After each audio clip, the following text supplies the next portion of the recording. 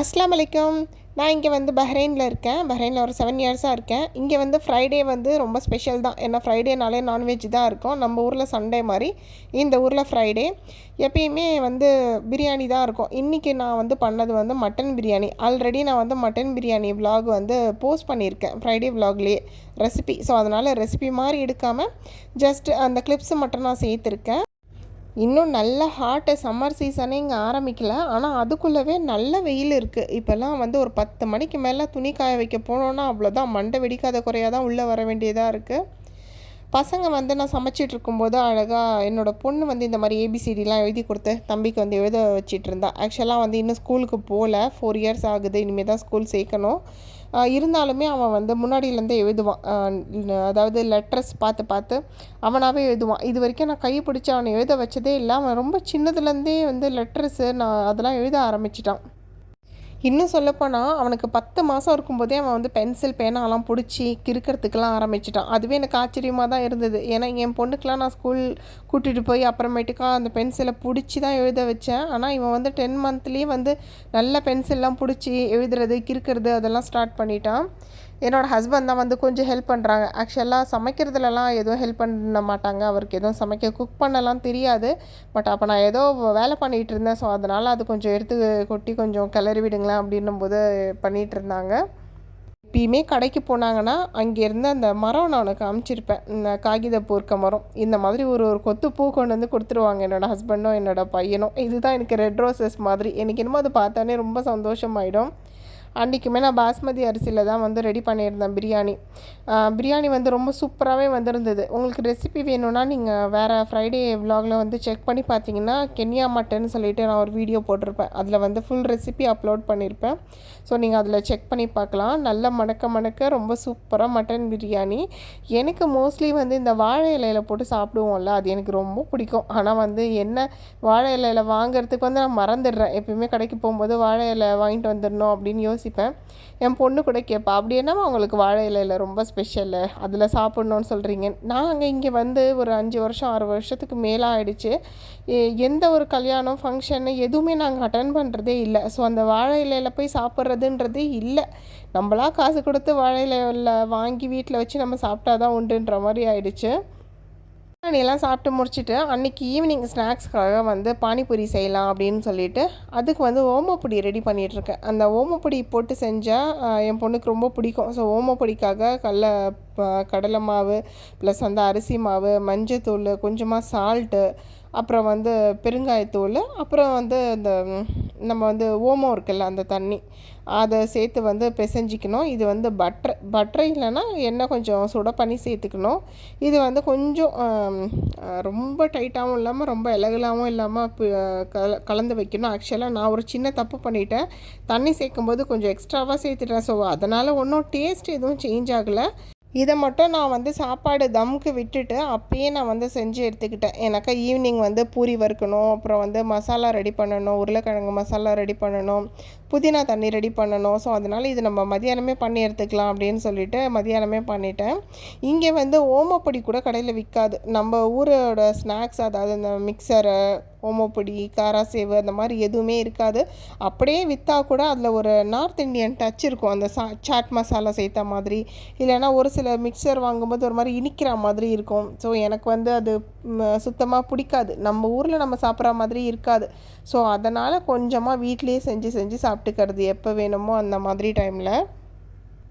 இப்போது ஈவினிங்காக வந்து பூரிலாம் எடுத்து ஃப்ரை பண்ண ஆரம்பித்தாச்சு. டீ குடிக்கல, எடுத்த உடனே வந்து டிஃபன் சாப்பிட்றலாம், ஈவினிங்கு ஸ்நாக்ஸ் ரெடி பண்ணி கொடுத்துடலாம் அப்படின்னு சொல்லிவிட்டு இந்த பூரி மட்டும் நான் வந்து வாங்கிட்டு வந்திருந்தேன். எனக்கு வந்து இங்கே நெஸ்டோன்னு சொல்லிட்டு ஒரு சூப்பர் மார்க்கெட் இருக்குது. அங்கே நான் பார்த்தேன் இந்த பூரிஸ்லாம் வந்து வச்சுருந்தாங்க. ஸோ இதை எடுத்துகிட்டு போய் நம்ம வீட்டில் ரெடி பண்ணலாம் அப்படின்னு சொல்லிட்டு அந்த பூரிஸ் மட்டும் நான் வாங்கிக்கிட்டேன். அந்த பூரி மட்டும் தான் இப்போ வறுக்கிற வேலை இருக்குது. இந்த பானிபூரி செஞ்சாலே அவ்வளோ பிடிக்கும். இது வந்து கடையில் போனோன்னா ஒரு பிளேட்டு, அதாவது ஒரு பிளேட்டோ இல்லைன்னா ஒரு டைம் நம்ம ஆர்டர் பண்ணோன்னா ஒரு 6 பானிபூரி இங்கே கிடைக்கும். அது வந்து எப்படி ஃபுல்லாக சாப்பிட முடியும்? அப்படியே 6ன்னு 3 பிளேட் வாங்கினா கூட அது ஒரு மாதிரி ஃபுல்ஃபில்லிங்கான ஒரு எஃபெக்ட் கொடுக்காது. ஆனால் நம்ம வீட்டில் கொஞ்சம் நிறைய செஞ்சு சாப்பிடும்போது அப்பா நல்லா சாப்பிட்டோம் அப்படின்ற ஒரு திருப்தி கிடச்சிடும். ஸோ அதனாலேயே வந்து வீட்டில் செஞ்சிடலாம் அப்படின்னு சொல்லிட்டு ரெடி பண்ணியாச்சு. எல்லா வீக்குமே என்னோடய ஹஸ்பண்ட்க்கு லீவ் கிடைக்காது. ஸோ இந்த வீக் லீவ் இருந்ததுனால ஈவினிங் நம்ம வந்து ஏதாவது ஸ்நாக்ஸ் பண்ணணும், அவருக்கு பிடிச்ச மாதிரி பண்ணணும், பசங்களுக்கு பிடிச்ச மாதிரி பண்ணணும்னு சொல்லிட்டு நான் வந்து பானிபூரியே செய்ய ஆரம்பிச்சிட்டேன். செஞ்ச ஓமப்பொடியெல்லாம் குட்டி குட்டியாக நசுக்கி வச்சுட்டேன். மதியத்துலேருந்து என் பொண்ணும் பையனும் அதை எடுத்து சாப்பிட்டுக்கிட்டே இருக்காங்க. நான் தான் சொன்னேன், கொஞ்சமாவது மிச்சம் வைங்கடா பானிபூரியில் போட்டு ஃபில் பண்ணுறதுக்கு அப்படின்னு சொல்லிட்டு. ஸோ ஃபைனலாக வந்து எல்லாமே கொண்டு வந்து வச்சு நம்ம வந்து அசம்பிள் பண்ணி வச்சிடலாம் அப்படின்னு சொல்லிட்டு எடுத்துகிட்டு வந்தாச்சு. பானிபூரி எடுத்து அதில் வந்து ஆனியன் வந்து எல்லாருமே அந்த கிழங்கு மசாலா கூடயே சேர்த்துருவாங்க. நான் ஏன் சேர்க்கலன்னா, என் பொண்ணு வந்து ஆனியன் சேர்த்துட்டா சாப்பிட மாட்டா, உருளைக்கிழங்கு. ஸோ அதனால் தனித்தனியாக ஸ்ப்ளிட் பண்ணி வச்சுக்கலாம். என் ஹஸ்பண்ட்க்குமே ஆனியன் நிறைய சேர்த்தா பிடிக்காது. ஸோ அதனால் எனக்கு நிறைய இருந்ததுன்னா அந்த ஃப்ளேவர் ரொம்ப பிடிக்கும். நம்ம யாருக்கு வேணுமோ சேர்த்துக்கலாம், வேண்டாம்னா நம்ம அவாய்ட் பண்ணிக்கலாம். ஸோ அதனால் நான் ஆனியன் வந்து தனியாக கட் பண்ணி எடுத்து வச்சுட்டேன். பக்கத்தில் இருக்க ஃபேமிலி வந்து கேரளாவை சேர்ந்தவங்க இருக்காங்க. அவங்க பையனுக்குமே வந்து அவங்க சின்ன பையனுக்கு வந்து என்னோடய பையன் வயசு தான் ஆகுது. 2 பேருமே சேம் இயர் சேம் மந்த்து தான் டேட் ஆஃப் பர்த்து.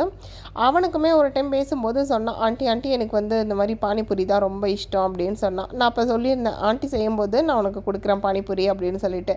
ஓகே அப்படின்னு சொல்லியிருந்தான். சரி, எனக்கு அவனோட ஞாபகம் வந்துருச்சு. இந்த ஒன்று மட்டும் எடுத்து நான் தான் ஃபஸ்ட்டு சாப்பிட்டு பார்த்தேன் எப்படி இருக்குன்னு சொல்லிட்டு. ரொம்ப ரொம்ப சூப்பராக ரொம்ப பர்ஃபெக்டாக இருந்தது. எல்லாமே காரம் அது இதெல்லாம் கொஞ்சம் காரம் சுறுசுறுன்னு கொஞ்சம் தூக்கலாக இருந்தது. அதுவே ரொம்ப சூப்பராக இருந்தது சாப்பிட்றதுக்கு. சரி, அவங்களுக்கு வந்து கொஞ்சம் ஷேர் பண்ணிடலான்னு சொல்லிவிட்டு ஃபஸ்ட்டு நான் வந்து அந்த ஒயிட் பிளேட்டில் வச்சது எல்லாமே அவங்களுக்கு தான் ரெடி பண்ணி வச்சிட்டு இருந்தேன். ஃபஸ்ட்டு கொண்டு போய் அவங்க ஷேர் பண்ணிவிட்டு அப்புறமேட்டுக்கா நம்ம வந்து சாப்பிட்டுக்கலாம் அப்படின்னு சொல்லிவிட்டு அவங்களுக்கு ஒரு 8 பானிபூரி மாதிரி எடுத்து வச்சுருந்தேன். இன்னுமுமே கொடுத்துருந்துருக்கலாம், நிறைய இருந்தது. நான் வந்து திருப்பியுமே அவங்கள கூப்பிட்டு கேட்டேன், இன்னும் கொஞ்சம் எடுத்துகிட்டு வரட்டுமா அப்படின்னதுக்கு, இல்லை இதுவே போதும், நாங்கள் சாப்பிட்டுட்டோம் அப்படின்னு சொல்லிட்டாங்க. பூரிஸ் கொஞ்சம் நிறையா தான் வறுத்துட்டேன். பசங்க வந்து வெறும் வாயிலே வந்து சாப்பிட்டுட்டு இருந்தாங்க. இப்போ என் பையன்லாம் அந்த மசாலாலாம் வச்சு சாப்பிட மாட்டான். இந்த தண்ணிலாம் போட்டெல்லாம் அவனுக்கு சாப்பிட முடியாது. வெறும் பூரி, ஓமப்பொடி அந்த மாதிரி ட்ரை ஐட்டம் மட்டும் எடுத்து சாப்பிட்டுக்கிட்டு இருந்தான். பானிபூரியெலாம் ரெடி பண்ணணுன்னா கொஞ்சம் வேலை தான். பட் ஆனால் அது நல்ல ஃபுல்ஃபில்லிங்காக இருக்கும். பசங்களுக்குமே ரொம்ப பிடிக்கும் சாப்பிட்றதுக்கு. பர்சனலாக என்னோடய ஹஸ்பண்டுக்குமே ரொம்ப பிடிக்கும். சரி, அவருக்கு எதெல்லாம் பிடிக்கும்னு அப்படின்னு தேடி சமைச்சு தர்றது எனக்கு ரொம்ப பிடிக்கும். ஸோ அதனால் கஷ்டத்தை பார்த்தா ஆகாது, நம்ம கொஞ்சம் வீட்டிலே செஞ்சிடலாம் அப்படின்னு சொல்லிட்டு தான் ரெடி பண்ணி கொடுத்துருந்தேன். முன்னாடியும் நான் இது செஞ்சுருக்கேன் வீட்டில். ஸோ அதனால் அந்த ஒர்க்கை கொஞ்சம் குறைக்கிறதுக்காக தான் இந்த ஓமப்பொடி, அப்புறம் வந்து அந்த உருளைக்கிழங்கெல்லாம் நான் மத்தியானமே வேக வச்சு எடுத்து வச்சுட்டேன். அந்த பிரியாணி செஞ்சுட்டு தம்க்கு விடுவோம்ல, அந்த டைம்லேயே நான் இந்த எக்ஸ்ட்ரா ஒர்க்கெல்லாம் செஞ்சு முடிச்சிட்டேன். எனக்கு நம்ம ஈவினிங் ஏஞ்சி வந்தோடனே அழகாக செஞ்சு சாப்பிட்றலாம் அப்படின்னு சொல்லிட்டு இதை சாப்பிட்டுட்டு அதுக்கப்புறமா ஒரு 3-4 ஏலக்காய் தட்டி போட்டு நல்லா ஸ்ட்ராங்காக ஒரு டீ போட்டு குடித்தோம். டீயை போட்டு குடிச்சிட்டு நைட்டு வந்து யாருமே பிரியாணி வேண்டான்னு சொல்லிட்டாங்க. ஏன்னா இதுவே ரொம்ப ஹெவியாகிடுச்சு, எங்களுக்குமே சாப்பிட முடியல. இருந்தாலும் பசங்க அப்படி பசியோடு தூங்கக்கூடாதுன்றதுக்காக சும்மா 1-2 தோசை மட்டும் போட்டுக்கலாம் அப்படின்னு சொல்லிட்டு கொஞ்சமாக மூங் தால் போட்டு பச்சை பயிறு போட்டு சாம்பார் பண்ணியிருந்தேன். சட்னி கூட அரைச்சிருந்துருக்கலாம். ஆனால் என் சின்ன பையனுக்கு வந்து சட்னி தூள் இது எதுவுமே பிடிக்காது. சாம்பார் இருந்தால் மட்டும்தான் அவர் சாப்பிடுவார். ஸோ அவனுக்காகவே கொஞ்சமாக மூங் தால் சாம்பார் செய்ய வேண்டியதாக போச்சு. ஸோ சாம்பார் செஞ்சுட்டு தோசை யாருக்கு வேணுமோ லைட்டாக சாப்பிட்டுட்டு அன்றைக்கி அதோட முடிச்சாச்சு. அவ்வளோதாங்க, இந்த வீடியோ வந்து இதோடு முடியுது.